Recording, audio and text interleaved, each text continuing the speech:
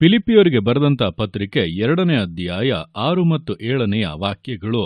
ಆತನು ದೇವ ಸ್ವರೂಪನಾಗಿದ್ದರೂ ದೇವರಿಗೆ ಸರಿ ಸಮಾನನಾಗಿರುವುದೆಂಬ ಅಮೂಲ್ಯ ಪದವಿಯನ್ನು ಬಿಡಲೊಲ್ಲೆನು ಎಂದೆಣಿಸದೆ ತನ್ನನ್ನು ಬರಿದು ಮಾಡಿಕೊಂಡು ದಾಸನ ರೂಪವನ್ನು ಧರಿಸಿಕೊಂಡು ಮನುಷ್ಯರಿಗೆ ಸದೃಶನಾದನು. ಈ ವಾಕ್ಯದಲ್ಲಿ ಯೇಸು ಕ್ರಿಸ್ತನು ಯಾವ ರೀತಿಯಾಗಿ ಭೂಲೋಕಕ್ಕೆ ಇಳಿದು ಬಂದನು ಎಂಬುದಾಗಿ ತಿಳಿಸಿ ನುಡಿದಂಥ ಸಂಗತಿಗಳನ್ನು ವಿವರಿಸಲಾಗಿದೆ. ನೋಡುವಂಥ ಸಮಯದಲ್ಲಿ ತಂದೆಯ ಹೃದಯದಲ್ಲಿದ್ದಂಥ ಆಗ್ರಹವನ್ನು ನೆರವೇರಿಸುವಂತೆ, ಅಂದರೆ ಮನುಷ್ಯರ ಮೇಲೆ ಆತನು ಇಟ್ಟಂಥ ಪ್ರೀತಿಯ ನಿಮಿತ್ತ ಅವರನ್ನು ಪಾಪಗಳಿಂದ ವಿಮೋಚಿಸಿ ಪುನಃ ತನ್ನ ರಾಜ್ಯದಲ್ಲಿ ಬಾಧ್ಯಸ್ಥರನ್ನಾಗಿ ಮಾಡಬೇಕು ಎಂಬಂಥ ಕಾರ್ಯದ ನೆರವೇರುವಿಕೆಗಾಗಿ ಈಗ ಯೇಸು ಕ್ರಿಸ್ತನು ಮನುಷ್ಯನಾಗಿ ಭೂಲೋಕಕ್ಕೆ ಬರುತ್ತಾ ಇದ್ದಾನೆ.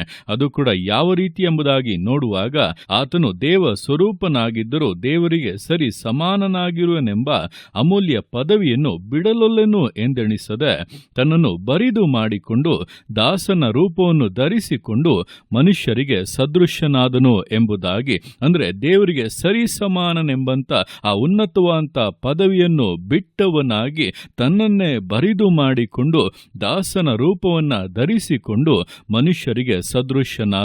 ಅಂದರೆ ತಂದೆಯ ಉದ್ದೇಶವನ್ನ ನೆರವೇರಿಸುವುದಕ್ಕೆ ಆತನು ತನಗಿದ್ದಂಥ ಶ್ರೇಷ್ಠ ಪದವಿಯನ್ನು ಬಿಟ್ಟು ಉನ್ನತ ಅಧಿಕಾರಗಳನ್ನು ಬಿಟ್ಟು ಸಾಧಾರಣ ಮನುಷ್ಯನಾಗಿ, ಸಾಧಾರಣ ಒಬ್ಬ ವ್ಯಕ್ತಿಯಾಗಿ, ತಲೆ ಇಡುವುದಕ್ಕೂ ಕೂಡ ಸ್ಥಳವಿಲ್ಲದೆ ಮನುಷ್ಯರಿಂದ ನಿಂದೆ ಅವಮಾನಗಳಿಗೆ ಗುರಿಯಾಗಿ ಇಲ್ಲಸಲ್ಲದ ಆಪಾದನೆಗಳನ್ನು ಹೊರಿಸಿಕೊಳ್ಳುವುದಕ್ಕಾಗಿ ಈ ಜನರಿಗೋಸ್ಕರ ತನ್ನ ರಕ್ತವನ್ನೇ ಸುರಿಸಿ ಸಾಯುವುದಕ್ಕಾಗಿ ಭೂಲೋಕಕ್ಕೆ ಇಳಿದು ಬಂದನು.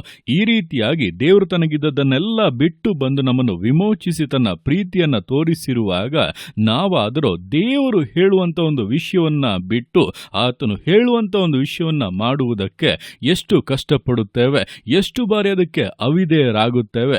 ಅದರಲ್ಲೂ ಕೂಡ ದೇವರು ಒಂದನ್ನು ಬಿಡು ಎಂಬುದಾಗಿ ನಮಗೆ ಹೇಳುವಾಗ ಅದಕ್ಕಿಂತಲೂ ಬಹಳ ಶ್ರೇಷ್ಠವಾದದನ್ನ ನಮಗೋಸ್ಕರ ನೇಮಿಸಿಯೇ ನಮಗೋಸ್ಕರ ಇಟ್ಟೆ ಅದನ್ನ ಬಿಡು ಎಂಬುದಾಗಿ ಹೇಳುವಂಥದ್ದು. ಆದರೆ ನಾವಾದರೂ ಕಠಿಣ ಮನಸ್ಸುಳ್ಳವರಾಗಿ ಬಿಡುವುದಕ್ಕಾಗದೆ ದೇವರಿಗೆ ವಿರೋಧವಾಗಿ ನಡೆದುಕೊಳ್ಳುತ್ತೇವೆ. ಯೇಸು ಕ್ರಿಸ್ತನು ನಮಗೋಸ್ಕರ ಉನ್ನತವಾದಂಥ ಶ್ರೇಷ್ಠವಾದಂಥ ಪದವಿಯನ್ನು ಬಿಟ್ಟು ದೀನನ ಅವತಾರವೆತ್ತಿ ಬಂದಿರುವಾಗ ದೀನರಾಗಿ ದರಿದ್ರರಾಗಿರುವಂಥ ನಮ್ಮ ಜೀವಿತವನ್ನ ಉದ್ಧರಿಸಬೇಕೆಂದು ದೇವರೊಂದನ್ನು ಹೇಳಿದರೆ ಅದಕ್ಕೆ ನಮ್ಮಿಂದ ಯಾಕೆ ವಿಧೇಯರಾಗುವುದಕ್ಕೆ ಸಾಧ್ಯವಿಲ್ಲ? ಈ ದಿವಸ ಯೇಸು ಕ್ರಿಸ್ತನ ಜೀವಿತದಿಂದ ಕಲಿತುಕೊಳ್ಳೋಣ.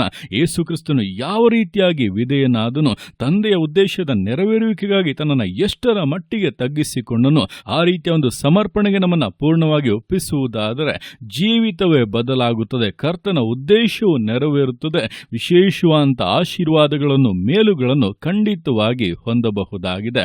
ಆದ್ದರಿಂದ ಕರ್ತನದನ್ನು ಬಿಡುವುದಕ್ಕೆ ಹೇಳುವಾಗ ತನ್ನ ಉದ್ದೇಶದ ನೆರವೇರುವಿಕೆಗಾಗಿ ಕೆಲವೊಂದನ್ನು ತಿಳಿಸುವಾಗ ಅದಕ್ಕೆ ಪೂರ್ಣವಾಗಿ ವಿಧೇಯರಾಗಿ ನಂಬಿಗಸ್ತತೆಯಿಂದ, ಸಮರ್ಪಣೆಯಿಂದ, ದೃಢತೆಯಿಂದ ವಿಶ್ವಾಸ ಜೀವಿತಗಳನ್ನು ಮುನ್ನಡೆಸೋಣ. ದೇವರ ಕರಗಳಲ್ಲಿ ಸಮರ್ಪಿಸಿ ಪ್ರಾರ್ಥಿಸೋಣ. ಯೇಸುವೆ ಸ್ತೋತ್ರ ರಾಜ, ಕೊಟ್ಟಂತ ದಿವಸಕ್ಕೋಸ್ಕರ ಸ್ತೋತ್ರ ಕರ್ತನೆ. ಈ ದಿವಸ ನಿನ್ನ ಕರಗಳಲ್ಲಿ ಸಮರ್ಪಿಸ್ತೇನೆ. ಪ್ರತಿಯೊಂದು ಜೀವಿತಗಳನ್ನು ನೀನು ಆಳ್ವಿಕೆ ಮಾಡು, ಬಲಪಡಿಸು ಕರ್ತನೆ. ಹೌದಪ್ಪ, ಯೇಸು ಕ್ರಿಸ್ತನು ದೇವ ಸ್ವರೂಪನಾಗಿದ್ದರೂ ದೇವರಿಗೆ ಸರಿ ಸಮಾನನೆಂಬಂತ ಅಮೂಲ್ಯವಾದಂಥ ಪದವಿಯಲ್ಲಿದ್ದರೂ ಕೂಡ ಅದನ್ನು ಬಿಟ್ಟವನಾಗಿ ತನ್ನನ್ನು ಬರಿದು ಮಾಡಿಕೊಂಡು ದಾಸನ ರೂಪದಲ್ಲಿ ಭೂಲೋಕಕ್ಕೆ ಬಂದಿರುವಾಗ ನಾವಾದರೂ ಕರ್ತನೆ ಅಲ್ಪವಾದಂಥ ತುಚ್ಛವಾದಂಥ ಕಾರ್ಯಗಳನ್ನು ಬಿಟ್ಟು ನಮಗೋಸ್ಕರ ನೀನು ಇಟ್ಟಿರುವಂಥ ಶ್ರೇಷ್ಠವಾದಂಥ ಪದವಿಯನ್ನು ಹೊಂದುವುದಕ್ಕಾಗಿ ಸಮರ್ಪಿಸುವುದಕ್ಕೂ ವಿಧೇಯರಾಗುವುದಕ್ಕೂ ಪ್ರತಿಯೊಬ್ಬರಿಗೂ ಸಹಾಯ ಮಾಡು. ಶ್ರೇಷ್ಠವಾದನ್ನು ಬಿಟ್ಟು ದೀನ ಅವಸ್ಥೆಗೆ ಬಂದು ದೀನರ ಜೀವಿತವನ್ನು ಶ್ರೇಷ್ಠವಾಗಿ ಬದಲಾಯಿಸುವಂತ ಯೇಸುವೆ, ನಿನ್ನ ಕರಗಳಲ್ಲಿ ಜೀವಿತವಪ್ಪ ಸಮರ್ಪಿಸಲ್ಪಡಲಿ. ಆಶೀರ್ವದಿಸಪ್ಪ, ಉದ್ಧರಿಸು ಕರ್ತನೆ. ಸಕಲ ವಿಧದಲ್ಲೂ ಸಂಪೂರ್ಣತೆಯನ್ನು ಉಂಟು ಮಾಡು. ತಂದೆಯ ಉದ್ದೇಶವು ಪ್ರತಿಯೊಬ್ಬೊಬ್ಬರಲ್ಲಿ ಕೂಡ ಪೂರ್ಣವಾಗಿ ನೆರವೇರಲಿ. ಪರಲೋಕ ರಾಜ್ಯಕ್ಕೆ ಬಾಧ್ಯಸ್ಥರಾಗಿ ಪ್ರತಿಯೊಬ್ಬೊಬ್ಬರು, ಪ್ರತಿಯೊಂದು ಕುಟುಂಬವೂ ಕೂಡ ಮಾರ್ಪಡಲಿ. ಯೇಸುವಿನ ನಾಮದಲ್ಲಿ ಅಂತ ಪರಿಪೂರ್ಣ ಆಶೀರ್ವಾದಗಳು ಜೀವಿತದಲ್ಲಿ ಉಂಟಾಗುವುದಕ್ಕಾಗಿ ಸ್ತೋತ್ರ.